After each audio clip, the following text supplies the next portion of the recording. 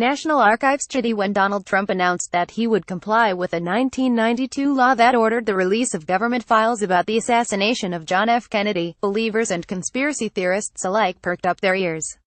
Would this finally settle, once and for all of the questions about Kennedy's assassination and the subsequent FBI investigation? As it turns out, not quite. The White House sent out the first batch of files this week, with more apparently on the way once cleared of national security concerns. Much of the material concerns Kennedy's assassin, Lee Harvey Oswald, whose connections to foreign governments, as well as American intelligence agencies, have been suspected for years. One cable now available to the public, sent from the FBI, includes a Cuban intelligence officer saying that he knew Oswald was a good shot. When asked how he knew that, he answered, "I knew him." Another document shows a conversation with FBI Deputy Director Richard Helms, in which he asks if Oswald was a CIA agent. The document cuts off before Helms receives an answer. Oswald himself was shot by Texas nightclub owner Jack Ruby while being transported by police officers. The new batch of documents reveal that the FBI received a phone call threatening Oswald's death one day before he was killed, from a man talking in a calm voice, though Ruby denied making the call. The newly released documents also reveal investigations into allegations about Kennedy's seedier activities. One document, analyzed by USA Today, details a conversation with the high-priced call girl in 1960 in which she was questioned about a Los Angeles-based private detective who had told her to wear a wire to help him investigate suspected sex parties between Kennedy and Rat Pack members Frank Sinatra, Sammy Davis Jr., and Peter Lawford.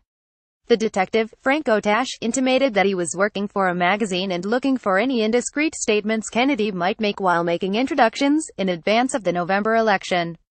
The call girl responded that she was unaware of any such parties, and refused this suggestion and invitation. The CIA also organized a number of assassination plans against Cuban leader Fidel Castro that involved the mafia.